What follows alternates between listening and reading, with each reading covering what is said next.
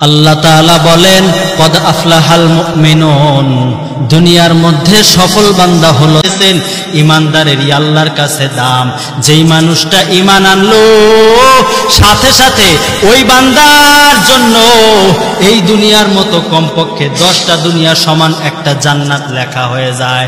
দুনিয়াতে যেই মানুষগুলা ঈমানদার না তাদের জন্য জান্নাত দলিল হয় না, তাদের জন্য আল্লাহর পক্ষ থেকে জান্নাত না। এই জন্য ঈমানটা যখন আমরা আনতে পেরেছি সতর্ক থাকা দরকার। ঈমান কিন্তু চলেও যায়। একবার ঈমান আনছি এর মানে মৃত্যু পর্যন্ত আমার ঈমান থাকবে না, না। কিছু কিছু কারণ আছে যেইগুলার কারণে ঈমান মানুষ থেকে চলেও যায়। এই জন্য যেমন ঈমান আনতে হবে তেমন সতর্ক থাকতে হবে যেন আমার ঈমানটা হেফাজতে থাকে, ঈমান যেন আমার থেকে চলে না যায়, আমি যেন কোনোভাবেই বেঈমান না হতে পারি, না হয়ে যায়, আমার যেন বেঈমান হয়ে দুনিয়া থেকে বিতাড়িত হওয়া না লাগে। যদি একটা মানুষ ঈমানদার হইতে পারে ছোট থেকে ছোট আমলও তার আমল নামায় জমা হয়। মানুষ যদি ঈমানদার না হয় যত ভালো কাজ করুক না কেন, যতই ভালো কাজ করুক ওই মানুষের আমল নামায় জমা হবে না। আমাদের গোপালগঞ্জের নাসির আহমদ সাহেব হুজুর বড় সুন্দর একটা উদাহরণ দেন। ঈমান হচ্ছে মানুষের কালেমার ব্যাগের নিচে সেলাই।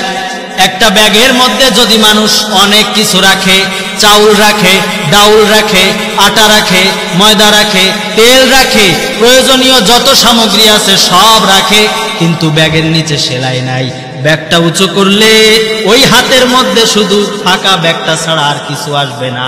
আর ওই ব্যাগটার নিচে যদি সেলাই থাকে সামান্য জিনিস রাখলেও ব্যাগ উঁচু করলে সেটা তোমার সাথে যাবে। ঠিক তেমনই ঈমান, যেই মানুষটার ঈমান নাই দান করবে, সদকা করবে, যাকাত দিবে, মানুষের পাশে দাঁড়াবে, সে যদি নামাজও পড়ে হজও করে তার আমলের ব্যাগের নিচে সেলাই নাই, আমলের ব্যাগটা উঁচু করবে, সব আমল নিচে দিয়ে থেকে যাবে। কিন্তু যেই মানুষগুলা বলে লা ইলাহা ইল্লাল্লাহ মুহাম্মাদুর রাসূলুল্লাহ অর্থাৎ ঈমান আনলো, এইবার ঈমানের ব্যাগের মধ্যে যদি অল্প জিনিসও রাখে এই মানুষটা আল্লাহর কাছে অনেক দামি হিসাবে উঠবে, কেননা তার আমল নামার মধ্যে কিছু আমল জমা হয়ে আছে। আর আল্লাহর কাছে অল্প আমলেরও অনেক দাম হয়ে যায়। এই জন্য দাম তো এই দুনিয়ায় তাদের যেই সমস্ত মানুষরা ঈমানদার, যেই সমস্ত মানুষরা মুমিন, যেই সমস্ত মানুষরা আল্লাহর প্রতি বিশ্বাস রাখে, যেই মানুষগুলা আল্লাহকে রব বলে মানে। আর আমরা ঈমান এনেছি, আমাদের দাম আল্লাহর কাছে অনেক বেশি। কম পক্ষে আমার জন্য এই দুনিয়া সমান 10টা দুনিয়া একটা জান্নাত লিখে দেওয়া আছে। ওই জান্নাতের মালিক আমি। ইসলাম যদি একটা মানুষের মধ্যে কমও থাকে ওই মানুষটা ইসলাম কম মানার কারণেও একদিন জান্নাতে যাবে যদি ঈমান থাকে। আর পরিপূর্ণ ইসলাম মানে অথচ ঈমান নাই, একটা সেকেন্ডের জন্যও জান্নাতে যেতে পারবে না। বুখারী শরীফের হাদিস রে বন্ধু, আল্লাহ পাকের একজন বান্দি জীবনটা কেমন কাটাইলো, সারাটা জীবন কেটেছে চরম গুনাহের মধ্যে। এই গুনাহের মধ্যে আল্লাহ পাকের বান্দি তার জীবনটা অতিবাহিত করেছে। সারা জীবনের মধ্যে কোনো নেক আমল নাই। আরো কেমন চরম পর্যায়ের গুনাহ জানো?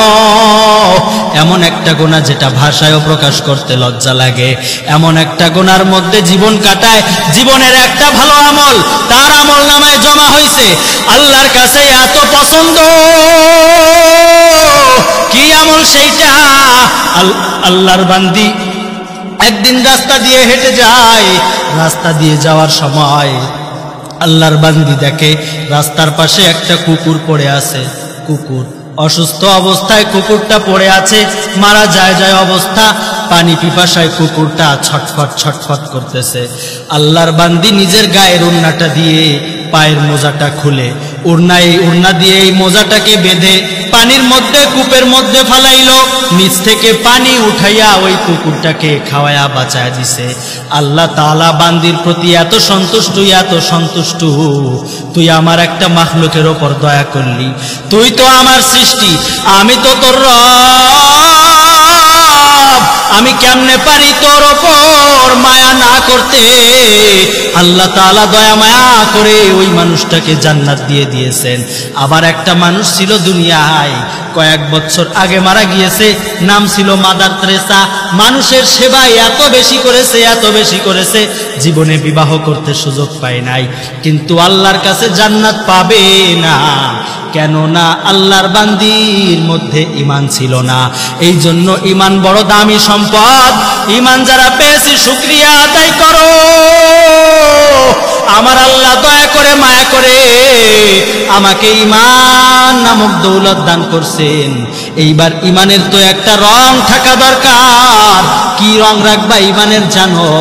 আল্লাহ তাআলা বলেন আমিনু কামা আমানান নাস, তোমাদের ঈমানটাকে ওই সমস্ত লোকদের মতো করো। কারা তারা সাহাবা একরাম সম্পর্কে নবীজি কি বলেন? ক্বালা রাসূলুল্লাহ সাল্লাল্লাহু আলাইহি ওয়াসাল্লাম, আল্লাহর নবী বলেন কুল্লু আসহাবি কান্নুজুম বিআইহিম ইহতাদাইতুম, আমার প্রত্যেকটা সাহাবী আসমানের তারকা স্বরূপ। এই যাকেই তোমরা অনুসরণ করবে তোমরা হেদায়েত প্রাপ্ত হয়ে যাবে। এত বড় সার্টিফিকেট আল্লাহর নবী সাহাবা একরাম সম্পর্কে দিয়েছেন। ঈমানটার রং ওই সাহাবীদের মতো বানাও। তাদের মতো রঙের যদি ঈমান হয় তাহলেই তো তোমার দাম।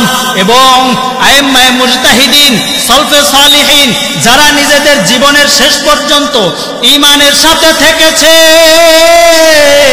আল্লাহর প্রতি ভালোবাসার প্রমাণ দিতে পেরেছে, তোমাদের ঈমানটা হবে তাদের মতো। মুমিন আল্লাহ ঈমান নামক দৌলত দান করছে, এইটাকে নষ্ট কইরো না। কত দাম ঈমানের জানো? আজ তো আমরা 2-4-500 টাকার সামনে নিজের ঈমানকে বিক্রি করে দেই।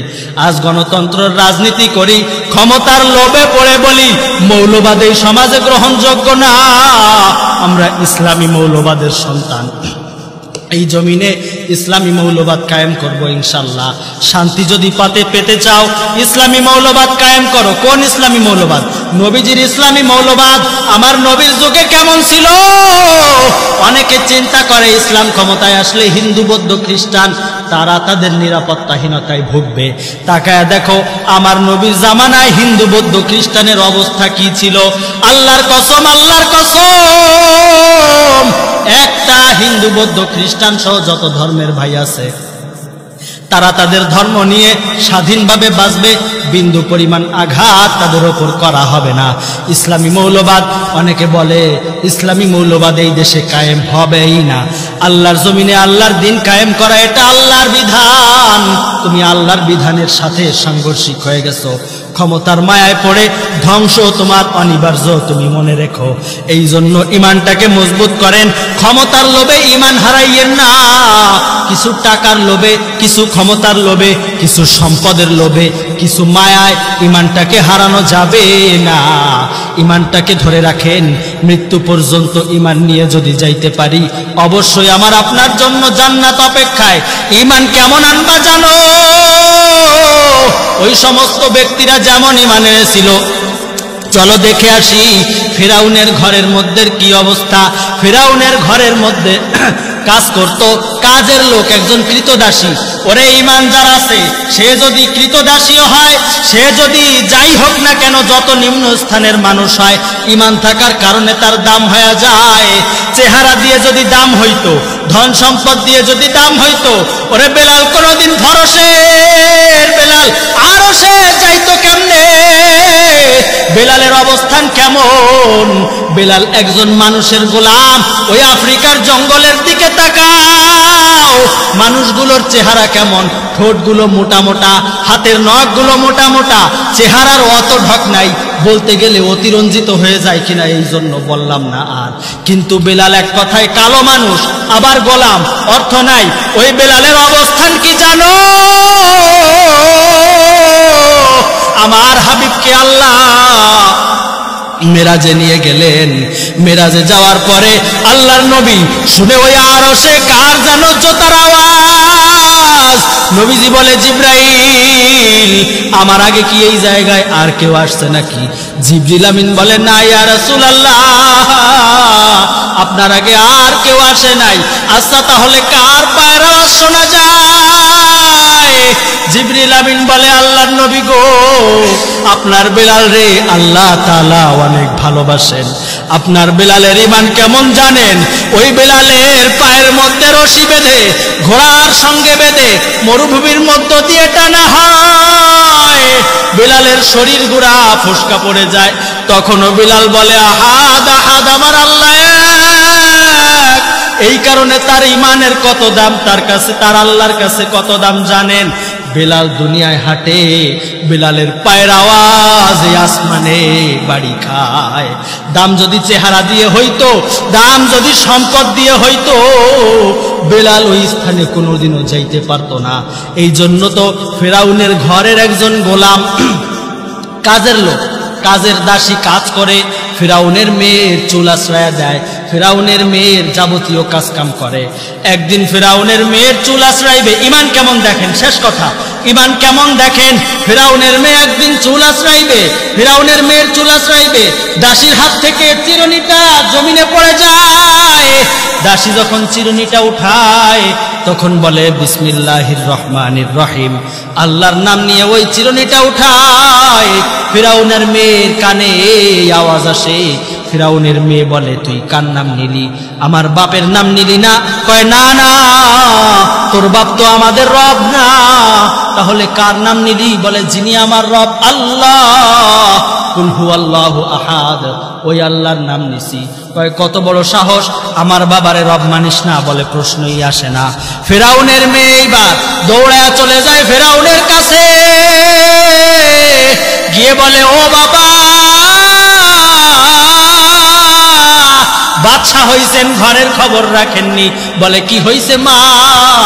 বলে, আপনি তো জানেন না, আমার বাড়ির কাজের লোক, সে আপনাকে খোদা মানে না। বলে, কি ব্যাপার? কি বললা রে তুমি মা? বলে, হ্যাঁ, ডাক দেন। ডাক দিছে। বলে, কি ব্যাপার? তুই কি আমার রব বলে মানিস না? বলে, প্রশ্নই আসে না। তবে কাকে রব বলে মানিস? ফেরাউনকে। এইবার এই কাজের লোক বলে, কেন? তুই জানিস না তোর রবকে? আল্লাহ, সে আমার রব, তোর রব, গোটা দুনিয়ার রব। ওই রবের পরিচয় তো তুইও জানিস, তাহলে না জানার ভান করিস কেন? বলে, আচ্ছা ঠিক আছে, রব বলে মানিস না? বলে, না, অবস্থা কিন্তু ভয়াবহ, যা পারবি করে নে। বলে, এই সেনাবাহিনী কই, আগুন আন, তেল আন। এবার আগুন আনা হলো, কড়াইটাকে পাতানো হলো, তেলগুলো কড়াইয়ের মধ্যে ঢাকা হলো। এইবার তেল যখন উত্তপ্ত হয়ে গেছে, টকবক টকবক করে জ্বলতেছে, এমন অবস্থায় ওই দাসীকে সামনে দাঁড় করায়া বলা হয়, দেখ এই যে তোর অবস্থা কি হতে চলেছে। দাসী এইবার বলে, যা পারবি করে নে, কোনো সমস্যা নাই, আমার আল্লাহর প্রতি আমি ঈমান এনেছি। আল্লাহ বলেন, ইন্নাল্লাযীনা ক্বালু রাব্বুনাল্লাহ, যারা বলবে আল্লাহ আমার রব এক, তিনি এক, তার কোনো শরীক নাই, তাদের আবার ভয় কিসের? তাতানাজ্জালু আলাইহিমুল মালাইকা, কোনো ভয় করি না। ফেরাউনের দাসীকে এইবার বলে, ভয় যদি না করিস, কোলের সন্তানটা দে। কোলের সন্তানটা টান দিয়ে নিয়ে ওই তেলের মধ্যে ফেলাইয়া দেয়। তেলের মধ্যে ফেলাইয়া এবার যখন ফেলায়, শরীরটা পুড়ে ভেসে ওঠে। এইবার এই মা দেখে আর চোখের পানি ছেড়ে কাঁদে। কোনো বর্ণনায় দুইজন, কোনো বর্ণনায় তিনজন, সব ছেলেদেরকে ফেলা দেয়। শেষের ছেলেটা আত্মা যখন বের হয়ে যায়, বলে, উম্মি উম্মি লা তাখাফি, ও মা কাইদো না, কান্নাকাটি কইরো না, কোনো ভয় নাই মা, সাতাজমাউ ফিল জান্নাতি ইনশাআল্লাহ, কিছুক্ষণ পরে আমরা সকলে জান্নাতে এক হব। মা, কোনো টেনশন কইরো না, কোনো চিন্তা কইরো না। এরপরে আল্লাহর বান্দিটা আল্লাহর কাছে হাত উঠায়া কাঁদে। ফেরাউন বলে, কিরে মন নরম হইছে, আমারে রব বলে মানবি?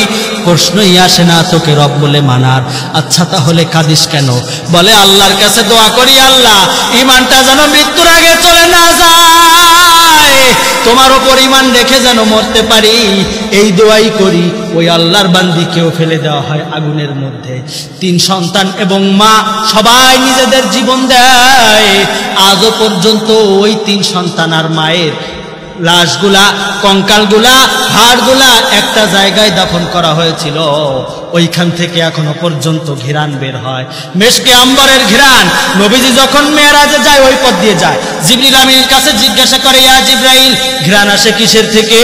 জিব্রাইল পুরা ঘটনা শোনায়া দেয়। আল্লাহর নবী বলেন, জিবরিল গো, এই কবর থেকে কতদিন পর্যন্ত ঘিরান বের হবে?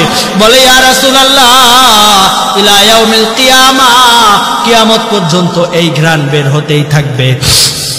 এই জন্য বন্ধুগণ, ঈমানের রঙে রঙিন হও। ঈমান এমন এক দামি সম্পদ যেটা আল্লাহর কাছে না চাইতেই আল্লাহ আমাদেরকে দান করেছেন। অথচ সাহাবায়ে কেরাম কত কষ্ট করে, কত মুজাহাদা করে, নিজেদের জীবন দিয়ে, রক্ত দিয়ে, জান দিয়ে, মাল দিয়ে নিজেদের ঈমানকে প্রতিষ্ঠিত করেছেন। আজ আল্লাহর কাছে দরখাস্ত ছাড়া, দাবি ছাড়া, কোনো আন্দোলন ছাড়া আল্লাহ যে আমাদেরকে ঈমান দিলেন, শুকরিয়ার বিষয়। এই জন্য ঈমান যেন কোনোভাবে হারা না হয়ে যায়। যেই বান্দার মধ্যে ঈমান আছে সেই আল্লাহর দিদার পাবে, সেই রাসূলের ভালোবাসা পাবে, সেই জান্নাত পাবে, তার দুনিয়াতে সফলতা। এই জন্যই তো আল্লাহ তাআলা বলেন, কদ আফলাহাল মুমিনুন, এই দুনিয়ায় সফল তো তারা যারা মুমিন। আর যাদের ঈমান নাই, কোশ্চিন কালেও তারা সফলতা অর্জন করতে পারবে না। আল্লাহ তাআলা আমাদেরকে ঈমানের উপর অবিচল থাকার তৌফিক দান করেন। জীবনের শেষ পর্যন্ত যেন ঈমান নিয়ে বাঁচতে পারি। ঈমান যেন আমার মূলধন হয়। ঈমানের পথে অবিচল থেকে আমার মরণ যেন হয়। ঈমানের পথে অবিচল থেকে